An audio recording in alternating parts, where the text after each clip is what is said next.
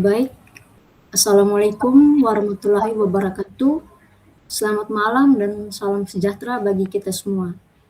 Yang saya hormati, Bapak Fadilah Rahman Baso, SPD MPD, selaku dosen pengampu mata kuliah Sistem Operasi, serta teman-teman sekalian yang saya banggakan.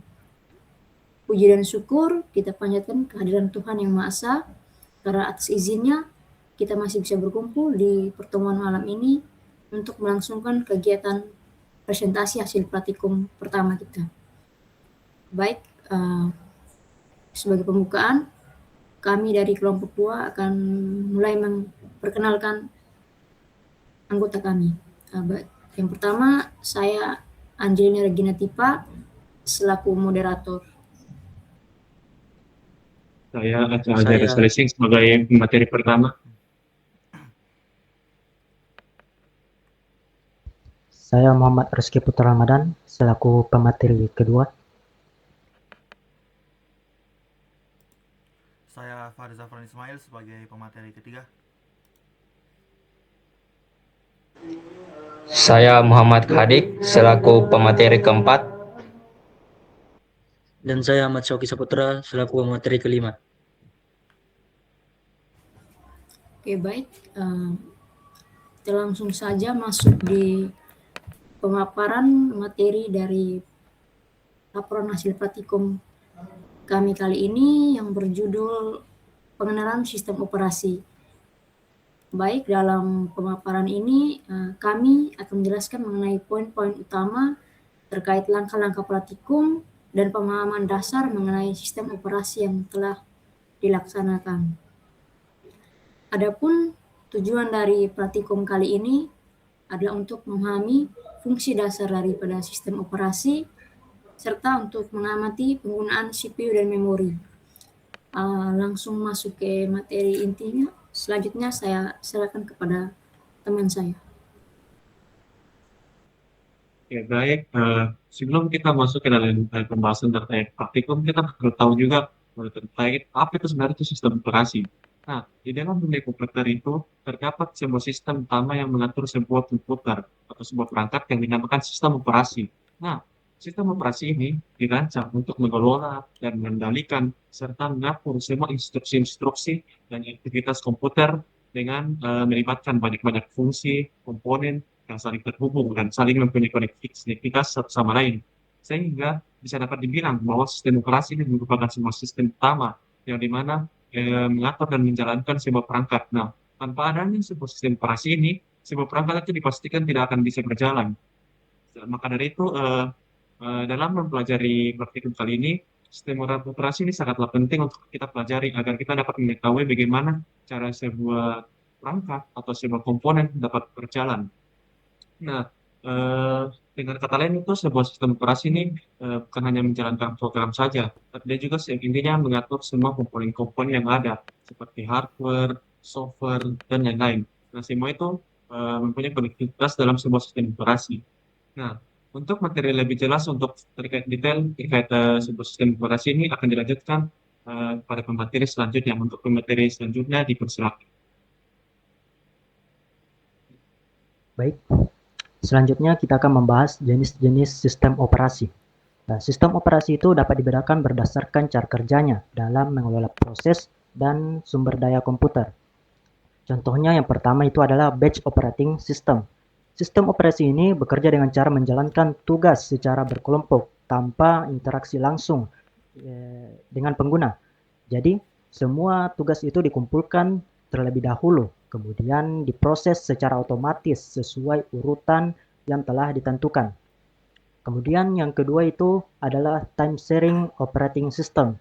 Yaitu sistem ini yaitu sebuah sistem yang memungkinkan banyak pengguna menggunakan komputer secara bersamaan dengan cara membagi waktu penggunaan CPU dengan sangat cepat. Akibatnya, setiap pengguna terasa seperti menggunakan komputer sendiri.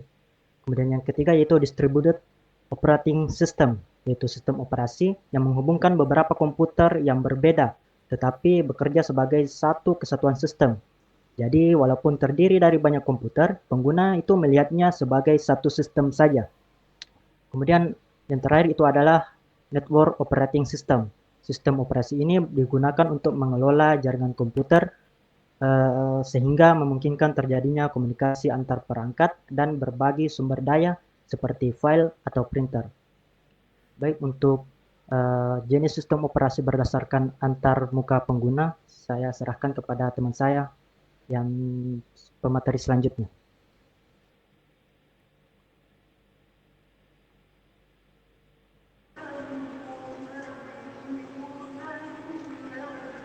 Baik, terima kasih atas kesempatannya. Selanjutnya, saya akan memaparkan materi terkait eh, terkait sistem operasi dan contoh-contohnya. Dalam mengklasifikasi sistem operasi, kita tidak hanya melihat cara kerjanya, tetapi juga berdasarkan antarmuka pengguna atau user yang digunakan. Antarmuka ini menentukan bagaimana pengguna berinteraksi dengan sistem. Secara umum terdapat dua jenis antarmuka, yaitu CLI dan GUI. CLI merupakan antarmuka berbasis teks di mana pengguna harus mengetikkan perintah secara langsung melalui terminal atau command prompt. Antarmuka ini cenderung lebih cepat dan ringan, tetapi membutuhkan pemahaman perintah yang cukup baik. Sebaliknya, GUI menggunakan tampilan grafis seperti ikon, tombol, menu, sehingga lebih mudah digunakan, terutama bagi pengguna pemula. Pengguna cukup melakukan klik atau sentuhan tanpa harus menghafal perintah tertentu. Kemudian beberapa contoh sistem operasi yang umum digunakan saat ini, yaitu antara lain Microsoft Windows, Linux, macOS, dan Android, serta iOS. Baik, mungkin itu saja materi yang telah saya sampaikan. Selanjutnya saya berikan ke pemateri selanjutnya. Baik, terima kasih atas kesempatan yang telah diberikan. Selanjutnya saya akan masuk ke bagian praktikum. Nah, sebelum kita masuk ke praktikumnya, kita menyiapkan dulu beberapa alat dan alatnya, yaitu laptop atau perangkat komputer serta sistem operasi Linux Ubuntu yang sudah terinstall. Nah, kita langsung masuk ke langkah pertama, yaitu langkah pertama yang kami lakukan adalah menyiapkan OS Ubuntu Linux. Lalu pada langkah kedua, kita membuka terminal. Terminal ini sangat penting karena digunakan untuk menjalankan perintah berbasis teks. Untuk membukanya, kita bisa membukanya langsung melalui aplikasi dengan mengklik icon yang di bawah sini, atau kita bisa langsung menekan di keyboard Ctrl Alt T. Nah, setelah terminal terbuka, langkah berikutnya adalah menjalankan proses monitoring sistem, yaitu kita menggunakan perintah top atau htop. Perintah ini berfungsi untuk menampilkan kondisi secara real time, seperti penggunaan CPU, penggunaan memori atau RAM, serta daftar proses yang sedang berjalan di dalam sistem. Nah, selanjutnya kita akan melakukan pengamatan terhadap kondisi awal sistem, yaitu saat belum membuka aplikasi tambahan. Pada tahap ini, kami memperhatikan beberapa hal penting, seperti presentasi penggunaan CPU, jumlah memori yang digunakan dan yang masih tersedia, serta jumlah proses yang sedang aktif sekarang. Nah, tujuan dari pengamatan ini adalah untuk mengetahui kondisi dasar atau kondisi normal sistem saat masih dalam keadaan ringan atau idle. Nah, setelah itu, kami melanjutkan ke tahap berikutnya, yaitu mencoba menjalankan beberapa aplikasi. Aplikasi yang kami buka antara lain browser seperti Firefox, lalu File Manager, dan aplikasi lainnya seperti App Store di sini. Langkah ini bertujuan untuk memberikan beban kerja kepada sistem, sehingga kita bisa melihat bagaimana sistem operasi mengelola sumber daya saat digunakan secara aktif. Nah, setelah beberapa aplikasi dijalankan, kami kembali ke terminal untuk mengamati perubahan yang terjadi pada sistem. Hal-hal yang kami perhatikan meliputi peningkatan penggunaan CPU, peningkatan penggunaan memori, serta bertambahnya jumlah proses yang berjalan dalam sistem. Dari langkah-langkah tersebut, kami dapat melihat secara langsung bagaimana sistem operasi bekerja dalam mengatur dan mendistribusikan sumber daya komputer seperti sebelum kita membuka aplikasi lain-lain, penggunaan CPU itu masih relatif rendah, sekitar 0,2% user dan 0,1% kepada sistem. Lalu penggunaan memorinya, di sini kita memiliki total memori 7.605 MB atau 7 GB 600 MB. Nah, yang kita gunakan masih kurang lebih 1144 MB. Nah, sisanya itu masih ada 5175 MB. Nah, jumlah proses yang terlakukan adalah 217 proses dan sebagian besarnya masih dalam kondisi sleeping. Nah, kondisi ini menunjukkan bahwa sistem masih dalam keadaan ringan dan tidak banyak beban kerja. Nah, setelah kita membuka beberapa aplikasi tadi seperti browser, terminal, dan aplikasi App Store yang tadi, penggunaan CPU terlihat meningkat. Terlihat ada proses seperti Firefox, Gnome Shell, dan Gnome Terminal. Lalu penggunaan memorinya yang digunakan menjadi kurang lebih 2122 MB. Sisa memori berkurang jadi 2972 MB. Lalu jumlah proses meningkat dari 217 menjadi 229 proses. Hal ini menunjukkan bahwa sistem mulai bekerja lebih berat karena adanya aplikasi tambahan yang berjalan. Nah, melalui praktikum ini dapat kita pahami bahwa setiap aplikasi yang dijalankan dapat memengaruhi kinerja sistem, terutama dalam penggunaan CPU dan memori. Mungkin itu saja dari bagian saya. Saya lanjutkan ke pemateri berikutnya.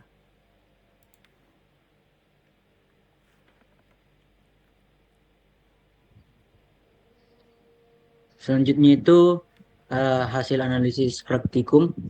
Ya, jadi berdasarkan pengamatan yang dilakukan menggunakan perintah top pada sistem operasi Linux, ditemukan itu perbedaan yang cukup jelas antara kondisi sistem sebelum dan sesudah aplikasi dijalankan. Jadi pada kondisi awal, sebelum ada aplikasi yang dibuka, sistem itu berada dalam keadaan yang sangat ringan ataupun dalam keadaan santai. Jadi penggunaan CPU-nya tercatat sangat kecil, yakni sekitar 0,2% pada sisi penggunaan user dan 0,1% pada sisi sistem, yang mengindikasikan bahwa tidak ada proses berat yang sedang aktif. Dari sisi memori, total RAM yang tersedia adalah sekitar 7,6 GB dengan pemakaian hanya sekitar 1,1 GB, dan sisa memori bebas sebesar kurang lebih 5 GB. Adapun jumlah proses yang tercatat berjalan sebanyak 217 proses yang terlihat di terminal table task, di mana hampir seluruhnya berada dalam kondisi sleep atau tidur. Jadi pertandanya bahwa sistem itu sedang dalam kondisi idle dan tidak banyak melakukan aktivitas. Setelah sejumlah aplikasi dijalankan seperti browser Firefox, terminal, dan beberapa aplikasi lain, kondisi sistem itu dia mengalami perubahan yang cukup signifikan. Jadi dari penggunaan CPU meningkat karena proses-proses seperti Firefox, Gnome Shell, dan Gnome Terminal mulai aktif dan membutuhkan kapasitas pemrosesan yang lebih besar. Jadi penggunaan memori pun turut meningkat secara notable dari semula 1,1 GB menjadi sekitar 2,1 GB. Sehingga sisa memori yang tersedia menyusut menjadi sekitar 2,9 GB. Nah, jumlah proses yang berjalan juga bertambah dari 217 menjadi 229 proses, yang mana mencerminkan bertambahnya aktivitas di dalam sistem itu. Dari data tersebut dapat ditarik kesimpulan bahwa semakin banyak aplikasi yang dijalankan secara bersamaan, maka semakin besar pula konsumsi sumber daya komputer, baik dari sisi CPU-nya maupun memori. Nah, disinilah peran sistem operasi. Jadi dia itu sangat krusial, yakni mengatur dan mengalokasikan sumber daya secara cerdas agar setiap proses dapat berjalan optimal tanpa mengganggu stabilitas sistem secara keseluruhan. Kesimpulannya, jadi dari praktikum yang telah dilaksanakan, kami dapat pahami bahwa sistem operasi itu dia memegang peranan yang sangat penting dalam mengelola seluruh sumber daya komputer, mencangkup CPU, memori, maupun proses-proses yang sedang berjalan. Dengan memanfaatkan perintah top sebagai alat pemantau, terlihat dengan jelas bahwa kondisi awal ketika belum ada aplikasi yang aktif, konsumsi CPU itu dan memori masih berada pada tingkatan yang rendah, dan jumlah proses yang berjalan pun relatif sedikit. Ini menandakan sistem berada dalam keadaan ringan atau idle. Namun sering datang dengan dijalankannya beberapa aplikasi, terjadinya lonjakan penggunaan CPU, memori, dan jumlah proses yang aktif secara bersamaan.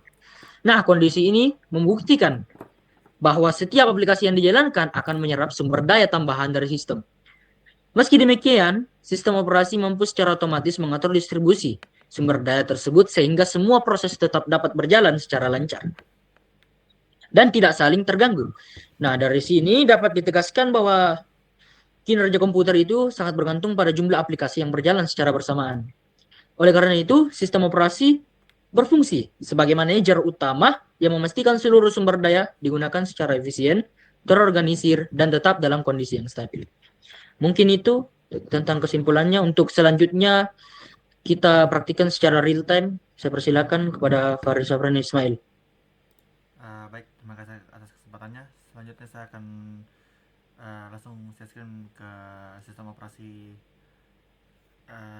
Ubuntu Linux.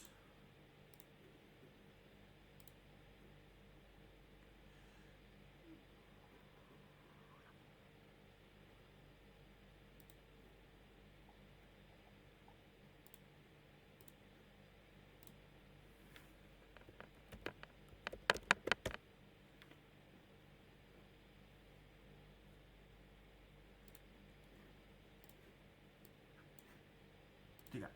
Nah, sekarang kita sudah berada di Ubuntu OS.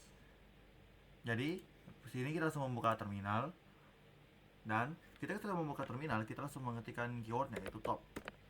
Nah, di sini sudah muncul beberapa menu atau tampilan. Yang pertama di bagian task, ini ada 216 task totalnya.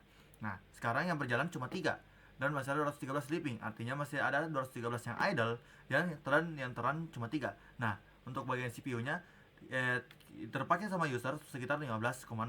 Nah, terus sistem menggunakan cuma 9,1. Nah, ini MIBMM itu RAM yang ada. Nah, total RAM itu 7605. Dan sekarang yang free ada 2940 dan yang sedang digunakan 1165. Lalu MBW swap, ini MBW swap itu seperti virtual memory. Jadi dia mengambil dari hard disk. Nah, di sini ada 4096 totalnya dan semuanya sedang free, tidak ada yang tergunakan. Nah, untuk bagian ininya itu ada seperti bagian user dan time comment. Ini user ini kayak dia terpakainya di mana. Jadi kayak root itu dia terpakai di sistem, kelompok ini dia terpakai user. Nah, kita coba menggunakan beberapa aplikasi. Saya buka ulang dulu supaya semuanya tampil.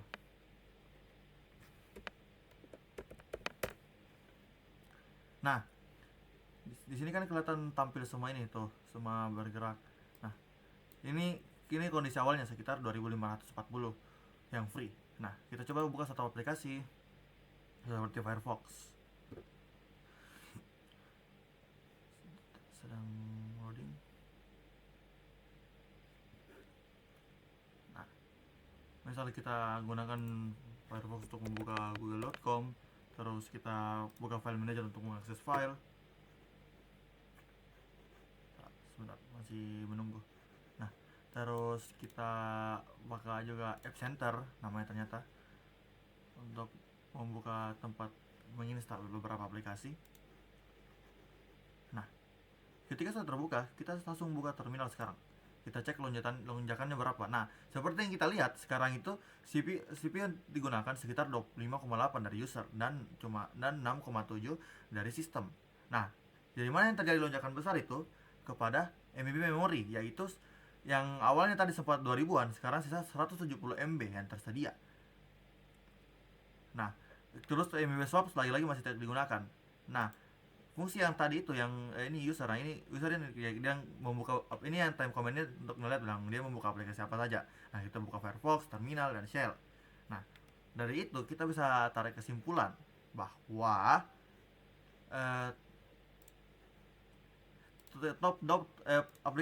penggunaan top ini digunakan untuk agar kita bisa memanajemen penggunaan yang terjadi di OS kita. Mungkin itu dari saya kembalikan ke moderator. Oke, baik. Terima kasih kepada semua teman-teman kelompok saya yang telah memaparkan hasil praktikum dan simulasi real time-nya secara jelas dan tepat. Demikianlah pemaparan dari kelompok kami mengenai praktikum pengenalan sistem operasi kali ini. Kami berharap penjelasan yang telah disampaikan dapat menambah wawasan dan pemahaman kita semua. Kami juga menyadari bahwa dalam penyampaian ini mungkin masih terdapat banyak kekurangan, namun semua itu kami terbuka terhadap kritik dan saran yang membangun. Akhir kata, kami ucapkan terima kasih atas perhatian Bapak dosen dan teman-teman sekalian.